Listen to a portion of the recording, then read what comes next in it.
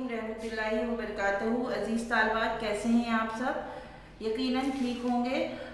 आज हम नज़म की दूसरी क्लास में हाजिर हैं। हमने नज़म में हम पढ़ी थी कल, और हम का मैंने आपको क्या बताया था, हम का तारुफ बताया था, और उसके साथ साथ नज़म की किस्में भी बता दी थी, और शायर मोहम्मद इस्माइल मेठी की वो हालात ज़िंदगी या फिर आप उनकी शायरी की खुसूसियात, ये भी मैंने आपको कल बता दिया था।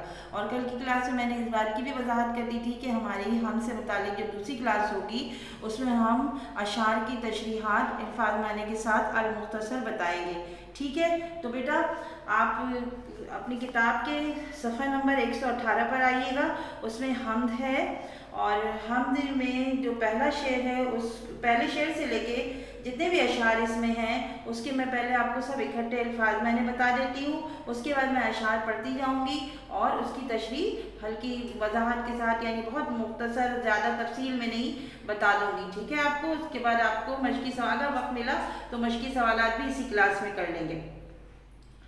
जैसे अल्फाज मैंने तसव्वुर, ख्याल, ध्यान, सकत, ताकत, खपत, इस्तेमाल, बहम, आपस में, खलल, रुकावट, मुहाल, मुश्किल, दुश्वार, मजाल, हिम्मत, लालो गौहर, हीरे जवाहिरात, कशिश बाहिमी, आपस में जुड़े रहने की कुव्वत, आईने इजाद, तख्लीक का उसूल, कायदा। अच्छा बेटा, इसके बाद देखिएगा कि मैंने अशार हम के अशार की हेडिंग डाली हुई है, और मैंने आपको जितने भी अशार हैं इस हमद में मैंने नंबर डालकर लिख दिया है। बस पूरा नहीं लिखा है, डॉट डॉट बीच में डाल दिया। इससे आप समझ जाइएगा कि ये पहला शेर है, ये दूसरा शेर है, ये तीसरा शेर है। नंबर के हिसाब से तरतीब से लिखा हुआ है। अब मैं इसकी वजाहत आपको पढ़ती जा रही हूँ और बताती जा रही हूँ कि जैसे पहला शेर जो है वो सफ़ा नंबर 118 पर है। पहला, दूसरा, तीसरा, चौथा, पांचवा, छठा और सातवां शेर इसमें है। ठीक है, अब मैं पढ़ रही हूँ और पढ़ने के बाद आपको इसके बारे में भी बताती जा रही हूँ। जैसे पहला शेर है, खुदाया नहीं कोई तेरे सिवा, अगर तू ना होता तो होता ही क्या। बिल्कुल आसान है। क्या बता रहे हैं शायर मोहम्मद इस्माइल मेठी? इसमें यही कह रहे हैं कि अल्लाह ताला की तारीफ बयान कर रहे हैं, और कह रहे हैं अल्लाह के सिवा कोई माबूद नहीं, और वो अल्लाह हमारा रब, सिर्फ रब ही नहीं है, तू तो अगर तू ही तू है हर जगह, ये दुनिया, ये कायनात तू ही ने तख्लीक की है। अगर तू ना होता तो ये सब कुछ ना होता, ये हसीन दुनिया, ये दिलकशी, ये नज़ारे, ये अगर, और हम इंसान, हम में से कोई नहीं होता, यानी खुदा है तो हम हैं, हम खुदा की तख्लीक का हसीन शाकार है। ठीक है, दूसरा शेर है, तसव्वुर तेरी जात का है मुहाल, कैसे ये सकत और कहाँ ये, किसे ये सकत और कहाँ ये मजाल। ठीक है, इसमें क्या कह रहे हैं शायद, अल्लाह ताला की तौसीफ और तारीफ बयान करते हुए बता रहे हैं कि हम इंसान तेरी जात का तसव्वुर और ख्याल भी नहीं कर सकते, तो हमारी सोचों से भी आला व अरफा है, हमारी सोचें तो महदूद है, तेरा तसव्वुर करना हमारी औकात ही नहीं, ना हम में से हिम्मत है किसी में, यानी हम तेरी ही तख्लीक है, हम तेरा ही तसव्वुर है, हमारी सोच के दायरे बहुत तेरे तसव्वुर और हमारी सोच के दायरे बहुत ही महदूद हैं।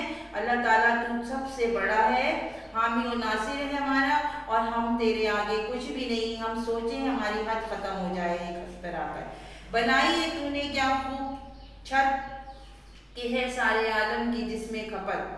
इसमें शायद क्या कह रहे हैं कि हमारे सरों पर आसमान जैसी क्या खूब छत तूने बना दी है, बगैर सहारे के हमारे सर पर सदियों से तनी है, जिसमें चांद, सूरज, सितारे सब मौजूद हैं। ये कायनात, सारी कायनात इसी पर मोहित है, हमारी दुनिया और सारी कायनात इसी में समाई हुई है। या अल्लाह ताला, इतनी बड़ी छत, इतना बड़ा कायनात बनाने वाला तू खुद कितना अजीम है। फिर शेर है, ये तारे जो हैं आते जाते हुए, चमकते हुए, जगमगाते हुए। इसमें शायद कह रहे हैं रात को नजर आने वाले तारे दिन में नजर नहीं आते, दिन में सूरज चमकता है, सब अपने मदार के गिर्द घूमते रहते हैं, और ये सब के सब हमारी कायनात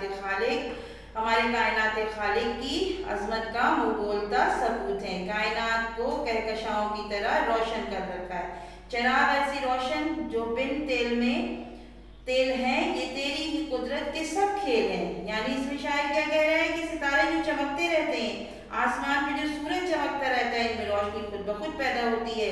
ये साइंस ने भी इस बात को तस्लीम कर लिया है कि ये सब कुदरत के मज़ाहिर हैं, जिसमें कोई तेल नहीं डाला जाता जलाने के लिए, और ये खुद ही रोशनी سب خدا کی قدرت، خدا کی کاریگری اور خدا کی مہربانی ہے، اس کی عظمت کا مقبول سا ثبوت ہے۔ یہ لال و گوہر ہیں جو بکھرے ہوئے زمین سے بھی ہیں، ان میں اکثر بڑے۔ اس میں شاعر بھی اللہ تعالیٰ کی عظمت کو بیان کرتے ہوئے مزید یہ کہہ رہے ہیں کہ آسمان پر ہیرے جواہرات کی طرح جو چمکتے ہوئے ستارے ہیں جگمگ اور کرتے رہتے ہیں۔ شاعر یہ بتا رہے ہیں کہ اکثر اوقات یہ زمین سے بھی بہت بڑے ہیں۔ یہ اللہ کی عظمت کی ایک واضح دلیل ہے کہ اتنے بڑے اجسام خلا میں تیرتے رہتے ہیں۔ یہ قائم ہے تیرے ہی تقدیر سے، بندھے ہیں بہم سب زنجیر سے۔ اس میں بھی شاعر یہی کہہ رہے ہیں کہ یہ دیو ہیکل اجسام فلکی سب اللہ تعالیٰ کی قدرت سے قائم ہے اور اللہ تعالیٰ کے قائم کردہ اصولوں کے تابع ہیں، جسے ہم تقدیر کہتے ہیں، اور اسی تقدیر کے ذریعے ایک دوسرے سے کے ربط میں ہیں، ایک دوسرے سے ملے ہوئے ہیں، سب اپنے اپنے مدار میں گھوم رہے ہیں، گردش کر رہے ہیں، کوئی ایک دوسرے کی مدار میں خلل نہیں ڈالتا۔